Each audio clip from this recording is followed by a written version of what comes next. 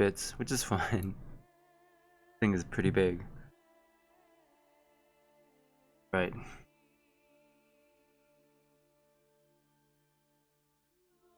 I can cut the clip out too. The way, I guess I'll do both.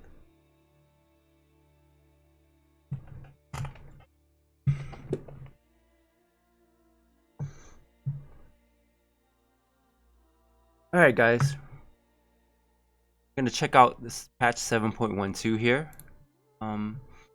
With his howdy friends, first patch hasn't come with a new, first patch in a while that hasn't come with a new champion or updated champion.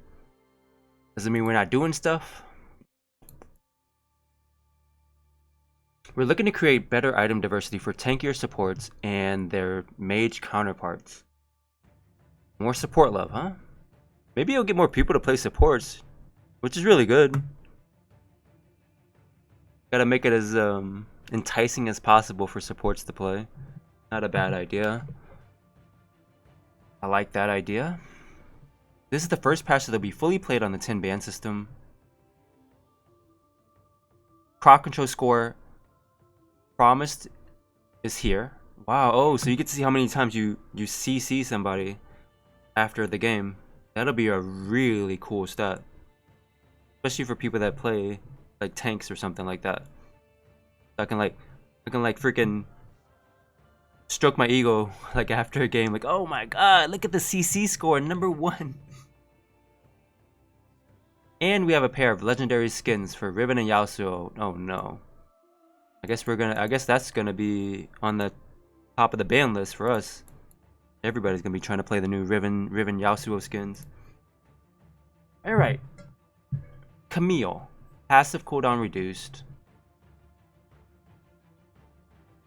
Q2 damage increased. So they're buffing her. It's been a while since we cut out Camille's strengths, giving her real weaknesses.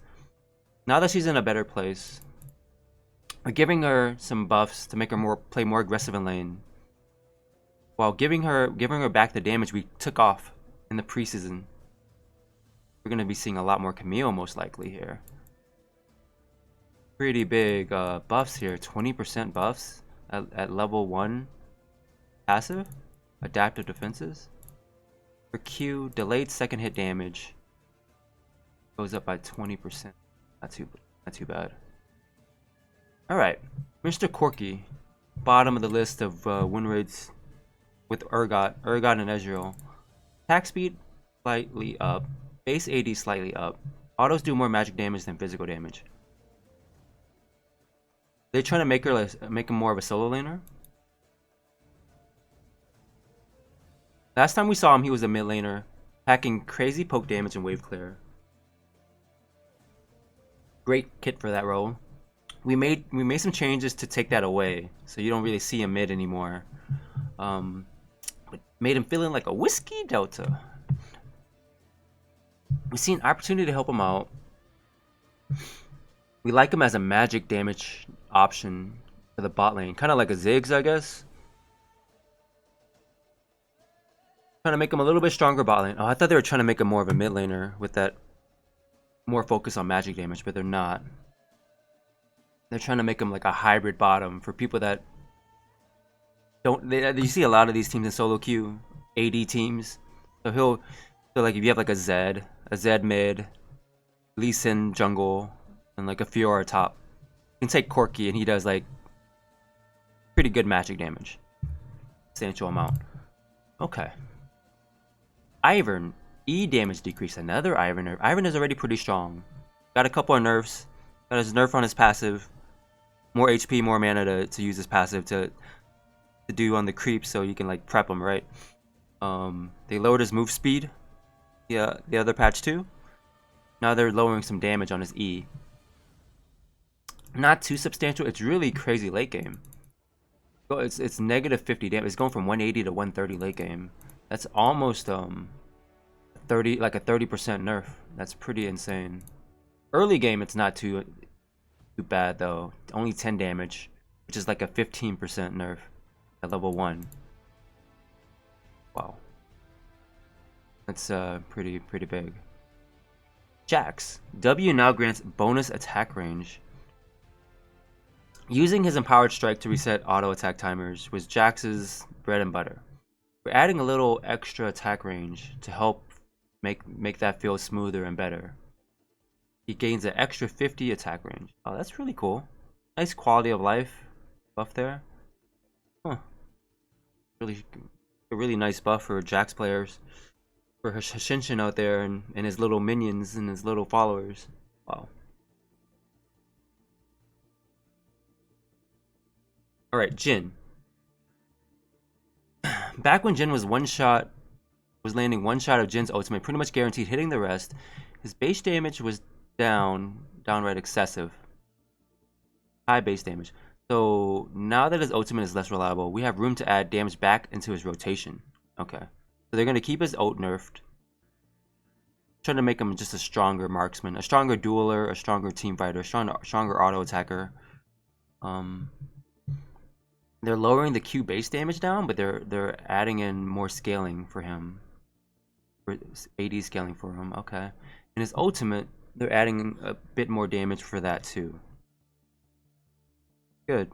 20% buff at level 1, 15% buff at level 2, and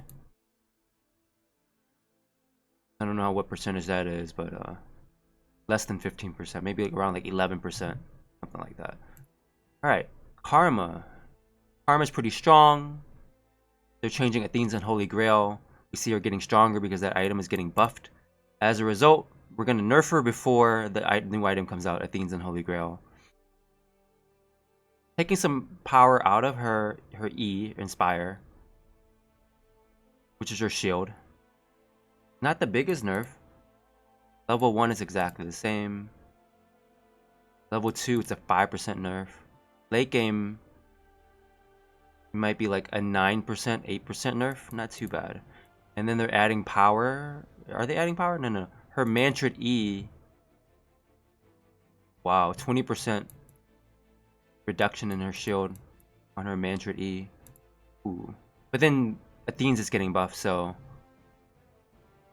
while these nerfs seem pretty strong on her shield, which they are, Athene's getting buffed, so that'll offset some of that. Kindred. We changed Kindred, looking pretty weak. They're gonna up his base AD, and they're gonna lower his mana on his E by a lot. That's a pretty big amount, from 70 to 50. Is that his dash? Mounting Dread.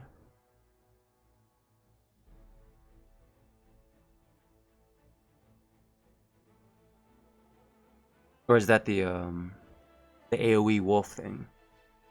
There's a lot of freaking. This is a long patch. Next we have Malzahar. They're lowering his damage. He's been looking really strong. He's a mid, one of the top 3 mids at the time at the moment. I think Ari's up there and Nivea's up there. Malzahar is like up there. They're nerfing his Q damage late game by like 10%, very little. And his ultimate, a little bit more substantial. Still the same at level 1.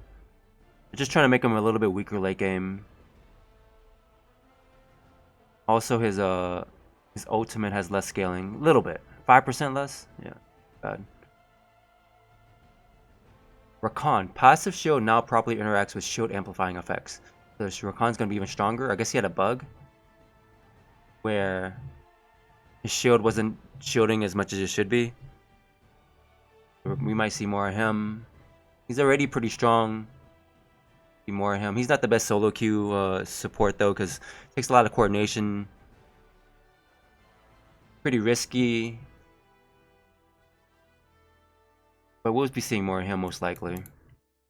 Rek'Sai. So when Rek'Sai got reworked, really low win rate, same as Kindred. Upping his AD, base AD, upping his armor per level, upping his unburrow damage on his W. His ultimate hits more reliably too. Okay, nice changes there. That's a pretty big. They're doubling his ratio on his unburrow on W. He's gonna be kind of like an assassin, kind of like a Nocturne if he builds AD, but he'll be squishy. But almost a 80% of your AD ratio on a W knockup. That's crazy. That could be insane. Seems really strong. He needs it though. I think he's substantially weak. Rumble. I think they're saying he's too strong. We want Rumble opponents to have a clear window to fight with him. While they're nerfing him a bit. They're making him have more counterplay because a lot of his kit not really playable against. He always has cooldowns up, short cooldowns. So a lot they're just adding delays in his kit and skills.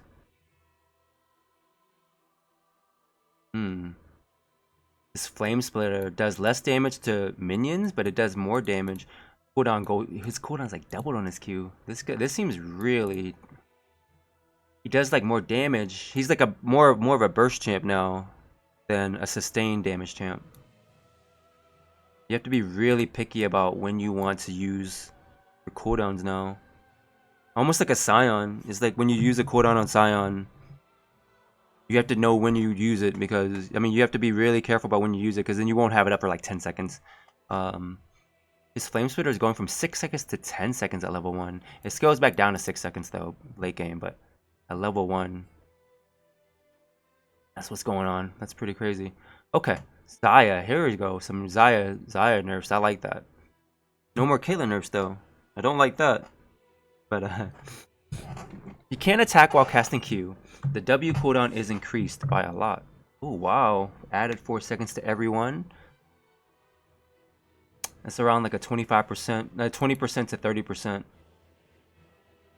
Depending on what level it is. That's pretty big. She can't auto attack while she's using Q double daggers anymore. No longer basic attack while double daggers is firing. Wow. That's pretty rough. Kind of getting like a little bit of that Kalista treatment. Stack. Oh man, now this is a good. Usually double ban on both sides in the 10 ban system. They're lowering his W damage. They're lowering his E damage. That is not. I don't think that's enough. And these nerfs aren't even that big. I feel like a big part of him is his kit too. It's nice that they're removing some. Maybe if they remove some of his damage, he will clear slower too, though, which is nice. Clear slower, does less damage. Still brings the exact same utility that he used to bring, that he will bring. So I could see him being nerfed again.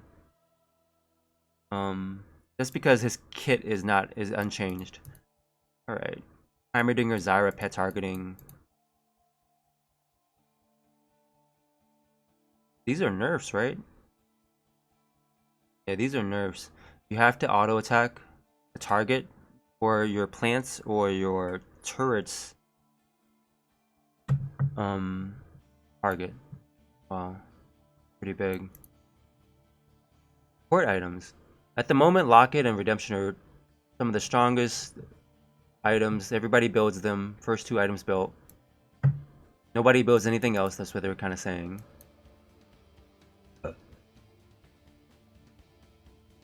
We're changing these items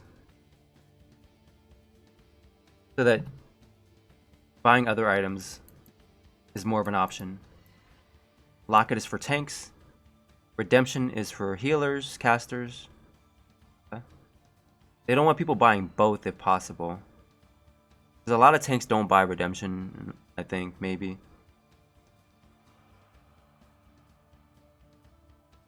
Locket. Base shield value is down.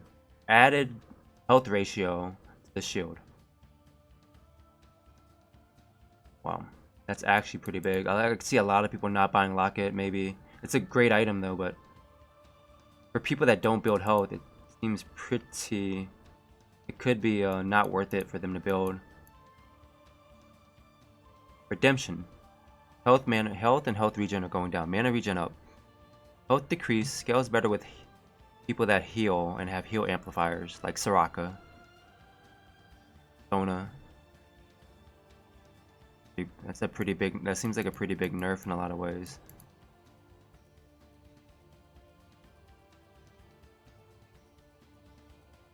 Wow, but Uber heal. If you can heal it, so if you don't heal at all, you probably won't be buying Redemption at all. Your heal amount is affected 3 times as much by heal and shield power amplifiers. What? That sounds like a lot. Nice passive here. This would be interesting to see how this works out.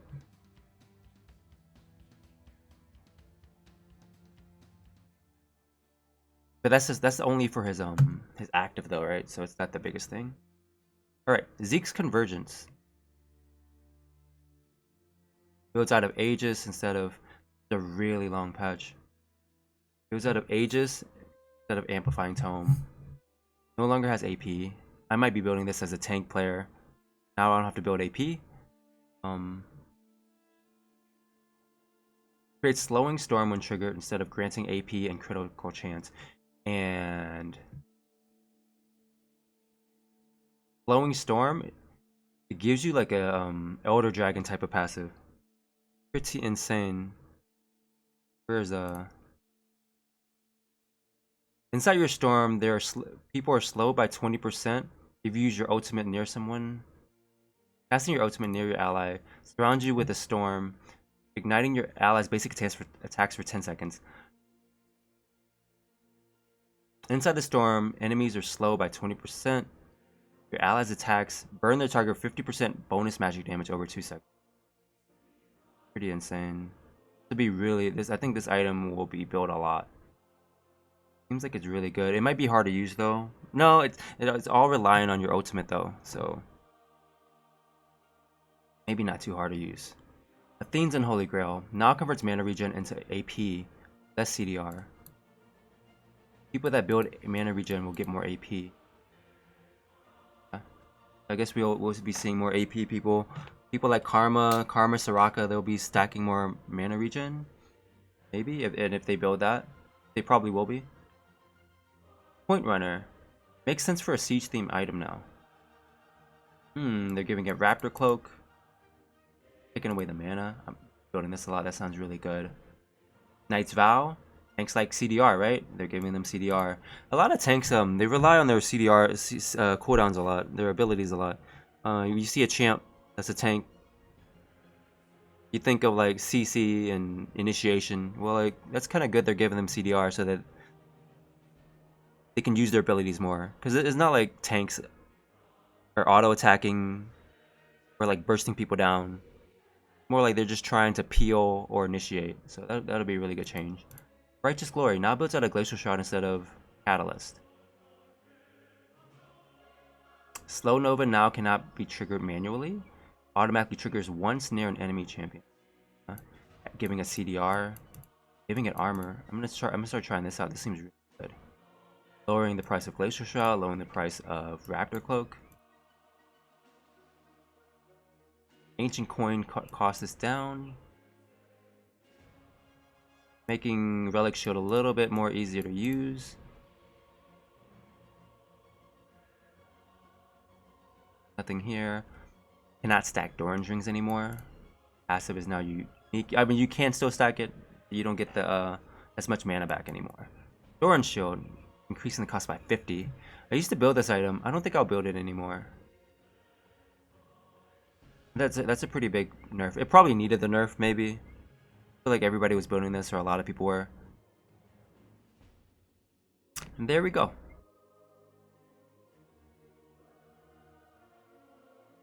Smoother, level up your character. I'm going from 1 through 30. Alright guys. If you like this, give me a comment. I know it's a little bit long. I should probably try to talk faster. Thanks for watching. If you like this, leave me a comment. Subscribe. Let me know what you think. If you think I need to do it quicker, which I do think I need to do, I'm gonna work on that next time. Thanks for watching, guys. Stream on, guys? Are you guys busy just listening to me? Damn, that thing took a long time. Is the stream on?